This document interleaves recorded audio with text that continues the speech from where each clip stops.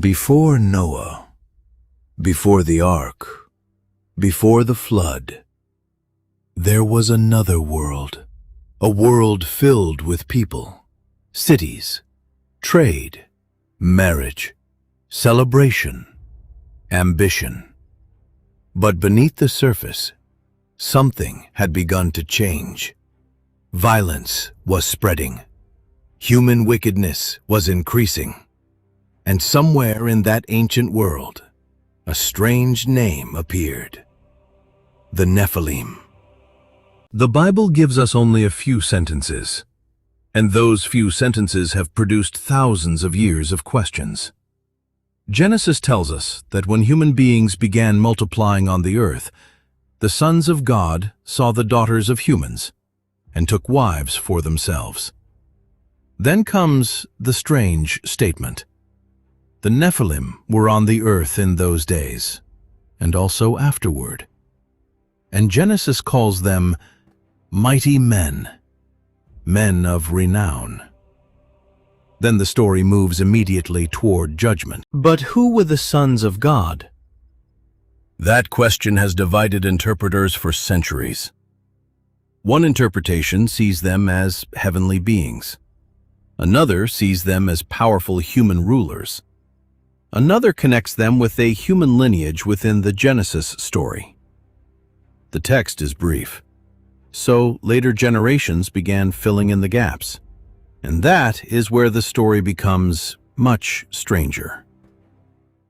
Centuries after the earliest biblical traditions were written down, Jewish writers developed a much more elaborate explanation.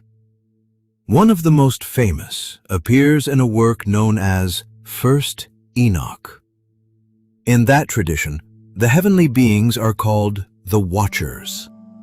They descend to earth, they see human women, and they choose to take them as wives. That is where the story crosses into territory far beyond what Genesis itself explicitly tells us. In the Enochic tradition, the Watchers cross a boundary. They leave their heavenly realm and enter the human world. Their rebellion produces consequences, consequences that will change the earth. According to that later tradition, their union with human women produces extraordinary offspring. Giants, the Nephilim. The word Nephilim is often translated as giants, but the Hebrew term itself is more complicated. Genesis describes them as powerful figures, mighty men, men of renown, people remembered for extraordinary strength or reputation. Were they literally enormous? Were they legendary warriors? Or does the word carry a deeper meaning? Genesis does not explain, and that missing explanation is part of the mystery. But First Enoch goes further. In that tradition, the Watchers do not merely produce the giants. They also teach humanity forbidden knowledge, metalworking, weapons, secrets of the heavens, magic. Knowledge that was never meant to be used without restraint. The result is not enlightenment. It is corruption. The world becomes more dangerous, and humanity becomes more violent. According to the Enochic tradition, the giants become destructive. They consume. They dominate. They ravage. They bring violence wherever they go. The ancient world becomes increasingly brutal, and the earth becomes filled with bloodshed. Genesis describes the condition of humanity in similarly devastating language. The earth was corrupt. Violence filled the earth. And then Genesis introduces Noah. One man, one family, One voice of righteousness in a world being consumed by corruption. Noah is described as righteous. And Noah walked with God. The contrast could hardly be greater. On one side, violence, corruption, chaos. On the other, one man. Genesis does not say God destroyed the world because giants existed. The biblical explanation is broader. Human wickedness had become great. Violence filled the earth, and corruption had become widespread. Whatever role the Nephilim played, they appear in the story immediately before judgment. And then, the waters came. But there is one phrase in Genesis that refuses to disappear. The Nephilim were on the earth in those days, and also afterward. Afterward. After the flood. Later generations.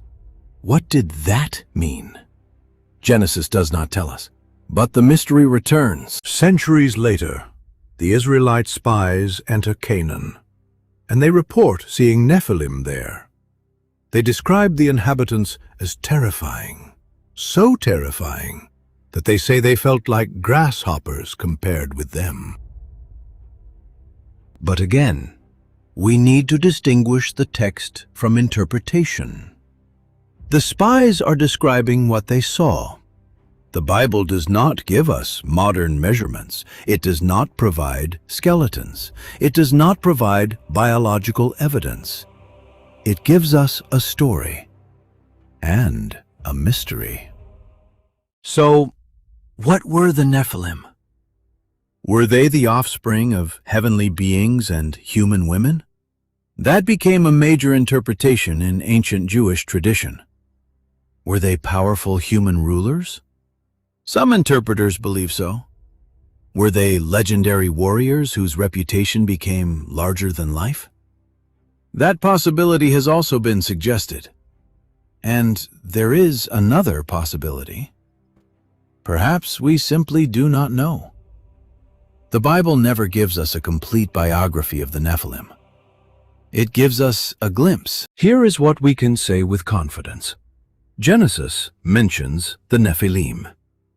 Genesis associates them with the mysterious sons of God and daughters of humanity. Genesis describes them as mighty men and men of renown.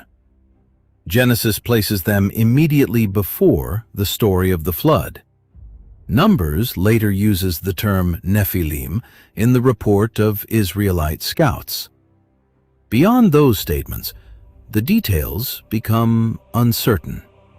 Later Jewish traditions add much more. But tradition is not the same thing as Scripture. Perhaps the most fascinating thing about the Nephilim is not what we know. It is what we do not know. We do not know exactly who the sons of God were. We do not know exactly how large the Nephilim were.